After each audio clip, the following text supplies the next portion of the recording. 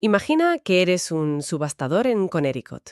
Un cliente fiel, ya mayor, confía plenamente en ti y te envía sus pujas por correo. Tienes el poder de decirle que la segunda puja más alta fue justo un poquito por debajo de la suya, llevándote así el máximo beneficio. ¿Qué harías? Un subastador real confesó: mi mujer entró furiosa en mi despacho al día siguiente, molesta porque había usado la puja completa de él en cada lote. Bienvenidos. Esa anécdota, que es real, captura perfectamente la tensión que vamos a explorar hoy. Tenemos sobre la mesa un estudio fascinante que se mete de lleno en la psicología humana cuando hay reglas, dinero y, sobre todo, la oportunidad de saltarse esas reglas sin que nadie te pille. Hoy nos vamos a sumergir en el mundo de las subastas para intentar resolver un enigma económico, porque la gente no se comporta como la teoría dice que debería hacerlo. El enigma parte de la diferencia entre dos sistemas muy sencillos. Por un lado, la subasta de primer precio. Quien más puja gana y paga exactamente lo que ha ofrecido. Es un sistema totalmente transparente. Es imposible que el vendedor haga trampas. Claro, no hay misterio. Si pujo 100 y gano, pago 100. Fin. Exacto. Pero luego está la subasta de segundo precio, que popularizó eBay, por ejemplo. Aquí también gana el que más puja, pero solo paga la cantidad de la segunda puja más alta. La idea es que esto te incentiva a pujar tu valoración real del objeto sin tener que hacer, cálculos estratégicos. Aquí es donde empieza el lío, ¿no? Porque si yo gano con una puja de 100 y la segunda fue de 50, en teoría debería pagar 50. Pero, ¿cómo sé yo que la segunda puja fue de verdad de 50? El único que lo sabe es el vendedor, que le impide decirme: qué mala suerte, la segunda puja fue de 99, así que me tienes que pagar 99. Esa es la pregunta del millón y es el núcleo de este análisis. ¿Qué ocurre cuando la confianza en el sistema se rompe? Cuando la subasta de segundo precio deja de ser, creíble. Y la teoría económica clásica, el famoso Homo economicus, tiene una respuesta muy clara, ¿verdad? Es casi matemática. Si los compradores saben que el vendedor puede mentir y que va a intentar sacarles hasta el último céntimo, deberían protegerse. Deberían tratar esa subasta en la práctica como si fuera una de primer precio. O sea, asumir que si ganan pagarán su puja completa y por lo tanto pujar por debajo de su valoración real. Correcto. La predicción teórica es que una subasta de segundo precio no creíble debería generar exactamente el mismo comportamiento y los mismos resultados que una de primer precio. Los compradores, anticipando la trampa, ajustarían sus pujas a la baja y la diferencia entre los dos sistemas, desaparecería. Pues con esa predicción tan clara en mente, vamos a ver qué pasa cuando se pone a prueba con seres humanos de carne y hueso, porque como casi siempre, la realidad es mucho más interesante. Para investigarlo, los investigadores montaron un experimento de laboratorio muy ingenioso con varios escenarios. El primero era el grupo de control, una subasta de primer precio pura y dura. La llamaremos FP. Gana la puja más alta, se paga esa misma cantidad. Aquí no hay ambigüedad. Vale, la base de comparación. Lógico. El segundo escenario es la subasta creíble de segundo precio, o CSP. Aquí, para que no haya dudas, el sistema está totalmente automatizado por un ordenador. El ordenador recibe las pujas, declara el ganador y fija el precio en el valor de la segunda puja más alta. La confianza es total. Entendido. En este escenario, lo más inteligente para mí como compradora es simplemente pujar lo que de verdad vale el objeto para mí. Si lo valoro en 50, pujo 50. No tengo que andar con estrategias. Exacto. Esa es la estrategia dominante. Y luego llega el escenario clave, el que pone a prueba la teoría. La subasta no creíble de segundo precio, o NCSP. Aquí la cosa cambia. El rol del vendedor lo ocupa otro participante humano cuyo único objetivo es ganar el máximo dinero posible. Este vendedor ve las pujas y tiene el poder absoluto de fijar el precio final de venta, con el único límite de no pasarse de la puja ganadora. O sea que las reglas dicen una cosa, se paga la segunda puja, pero el vendedor tiene el poder y el incentivo para ignorarlas por completo. Es el salvaje oeste. Y según la teoría, los compradores aquí deberían actuar igual que en el primer escenario, el de primer precio. Desconfianza total y pujas a la baja. ¿Es eso lo que pasó? Pues aquí es donde la teoría se da de bruces con la realidad. No, no es eso lo que pasó. Los resultados son sorprendentes. Los investigadores analizaron miles de pujas y vieron un patrón clarísimo. En la subasta de primer precio, como era de esperar, la gente pujaba de media un 74% de lo que valoraba el objeto. Se guardaban un buen margen. Lógico. Pura estrategia defensiva. En la subasta creíble, la del ordenador, la gente pujaba prácticamente el 100% de su valoración. Confiaban en el sistema. También predecible. Pero, ¿y en el escenario del vendedor humano? ¿El que puede hacer trampas? Ahí, en la subasta no creíble, la puja media fue del 83% del valor. Es decir, la gente pujó significativamente más alto que en la subasta de primer precio. No actuaron con la desconfianza total que predecía la teoría. Un momento. A ver si lo he entendido bien. Me estás diciendo que, sabiendo que el vendedor les puede engañar y cobrarles el máximo, los compradores pujan de forma más arriesgada, más alta, que si supieran con certeza que van a pagar ese máximo. Eso va en contra de toda lógica. ¿Por qué harían algo así? ¿Son demasiado confiados? Es una reacción totalmente natural, porque el resultado es contraintuitivo, pero los datos son robustos y la diferencia es estadísticamente muy significativa. No es fruto del azar. Los participantes no tratan la subasta no creíble como si fuera una de primer precio. Por alguna razón, perciben que, aunque el vendedor puede hacer trampas, no lo hará hasta las últimas consecuencias. O sea que piensan algo como, bueno, me subiera el precio, pero no me cobrará el 100% de mi puja. Justo.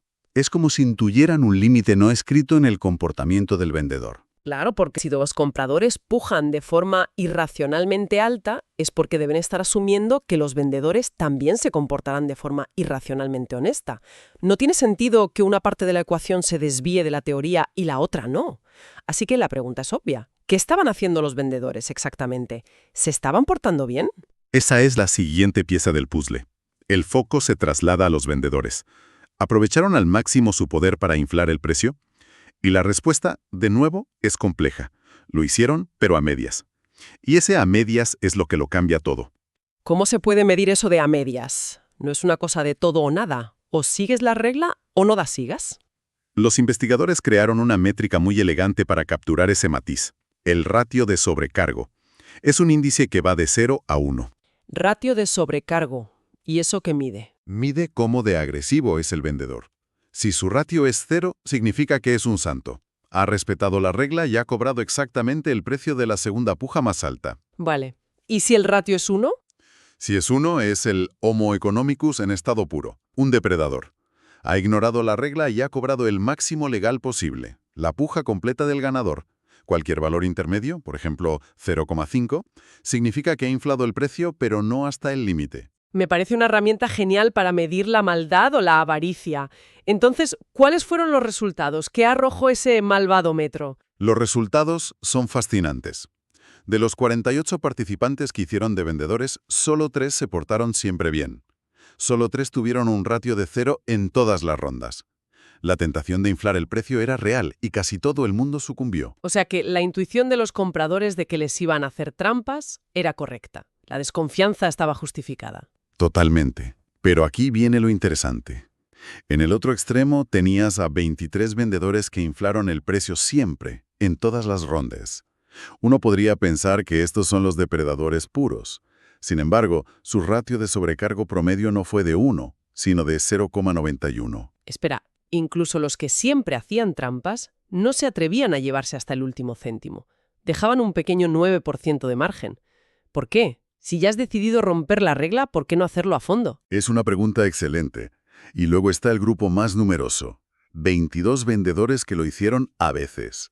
A veces respetaban la regla, a veces la rompían. Su comportamiento era inconsistente y su ratio promedio fue de 0,36. Esto demuestra que la mayoría de los vendedores no actúan como agentes puramente racionales. Parece existir un coste psicológico, una especie de aversión a mentir o, más concretamente, a romper la regla. No sé si me convence del todo el término aversión. Hombre, si casi 50 personas tienen la oportunidad de llevarse dinero extra y 45 lo hacen, a mí eso no me suena a una aversión muy fuerte. Suena más bien a una pequeña molestia, a un reparo moral que la mayoría ignora rápidamente. Es una objeción muy válida. Y por eso la clave no está en el acto de si rompen la regla o no, porque, como dices, la mayoría lo hace, sino en cuánto la rompen. No es un interruptor de mentir, no mentir, es más bien un regulador de intensidad. Esa versión no les impide hacerlo, pero sí parece modular la intensidad de la trampa. Les frena de exprimir al comprador. O sea, que es como si dijeran, voy a ser un poco tramposa, pero no una tramposa total. Exactamente. Y el estudio va un paso más allá. Antes del experimento, hicieron a todos los participantes otra tarea independiente, un juego diseñado para medir su aversión intrínseca a mentir, y encontraron una correlación directa.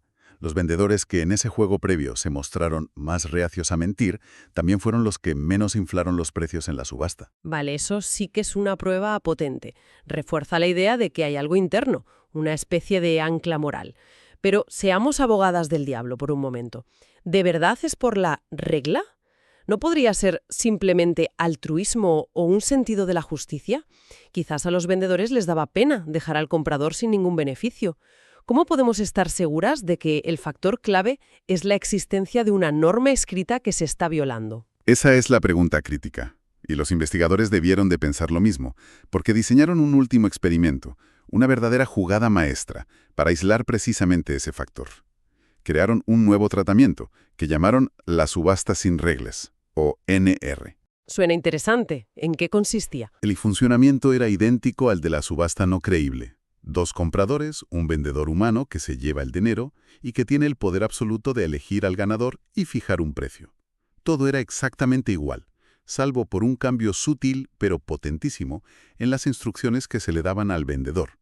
A ver, ¿cuál fue el cambio? Eliminaron cualquier mención a una regla. En las instrucciones para esta nueva subasta nunca se usaba la frase subasta de segundo precio. Se omitió por completo. Simplemente se les dijo a los vendedores, recibirán 2 pujas, tienen el poder de elegir al ganador y fijar un precio para esa persona, con el único límite de no superar lo que ha pujado. ¡Qué listos! Es genial. ¿El poder del vendedor es el mismo? ¿El dinero es el mismo? ¿Las acciones son las mismas? Lo único que cambia es el marco mental. Ya no estás rompiendo una regla, simplemente estás usando tu poder. No hay nada que violar. Mi instinto me diría que en este escenario estoy mucho más desprotegida. ¿Es eso lo que pasó? Exactamente eso. Y de una forma brutal. Es como quitar la barandilla de un puente. Aunque nunca la tocases, su sola presencia te daba seguridad. Al quitarla, el comportamiento de todos cambió drásticamente. ¿Qué hicieron los vendedores? Se quitaron la careta. Fueron a por todas. Sin una regla que les sirviera de ancla moral, por muy débil que fuera, se volvieron mucho más agresivos. La probabilidad de que inflaran el precio aumentó 14 puntos porcentuales. Y no solo eso, la intensidad se disparó. Extrajeron un 27% más del beneficio disponible. Su ratio de sobrecargo se acercó mucho más a 1. Increíble. Es la diferencia entre una señal de «por favor, no pise el césped» y un campo abierto. Con la señal, aunque no haya un policía, la mayoría la respeta. Sin la señal, Y los compradores se dieron cuenta. lo anticiparon perfectamente. Sus pujas cayeron en picado. ¿Y a qué nivel cayeron? Pues sus pujas se volvieron estadísticamente indistinguibles de las que vimos en el primerísimo escenario, la subasta de primer precio. Ahí está. El círculo se cierra. Cuando por fin se elimina la regla, aunque sea simbólica, el sistema converge a la predicción teórica original. Los compradores, correctamente, asumen que el vendedor irá por el máximo y se protegen pujando bajo. Es una demostración espectacular del poder que tiene una simple norma escrita. Así es. Demuestra que no era un tema de altruismo o de justicia general. Era, específicamente, la aversión a violar una norma explícita lo que estaba frenando a los vendedores. Entonces, si recapitulamos, empezamos con una anomalía. La gente no se comportaba como decían los libros. Los compradores pujaban demasiado alto. Y descubrimos que lo hacían porque los vendedores, a su vez, no eran tan despiadados como predecía la teoría. Se frenaban. Había una fuerza invisible que los contenía. Al principio dudamos de qué era esa fuerza. Altruismo, justicia. Pero el experimento final, el de sin reglas, nos dio la respuesta. La fuerza era la propia regla. Su mera existencia, aunque no se pudiera hacer cumplir, actuaba como un coste psicológico, un ancla moral.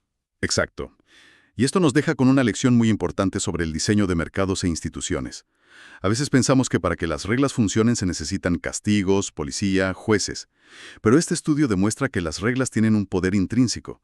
La credibilidad, la transparencia, no son solo conceptos éticos, son engranajes funcionales. De hecho, el estudio sugiere que un cambio minúsculo en el diseño, como obligar al subastador a hacer públicas las 2 pujas más altas, eliminaría el problema, haría la trampa detectable. Correcto. La transparencia es el mejor antídoto. Si los participantes saben que todo saldrá a la luz, el incentivo para romper las reglas desaparece. Todo este análisis se ha centrado en subastas, pero las implicaciones son enormes y me deja con una pregunta dando vueltas en la cabeza. ¿En qué otros ámbitos de la vida, desde acuerdos que se cierran con un apretón de manos hasta las normas de uso de una red social, existen estas reglas no ejecutables que en realidad son el pegamento que mantiene todo unido? Es una pregunta fundamental. Nuestra sociedad se basa en un sinfín de reglas así. Confiamos en que el mecánico no nos va a inventar una avería, en que el restaurante cumple unas normas de higiene que no podemos ver. Y eso me lleva a la parte más inquietante. ¿Qué ocurre cuando la percepción generalizada es que esas reglas, sean las que sean, se están rompiendo sistemáticamente y sin consecuencias? ¿Qué pasa cuando ese ancla moral se suelta? Este experimento sugiere que el comportamiento de todos puede cambiar de forma drástica y muy deprisa.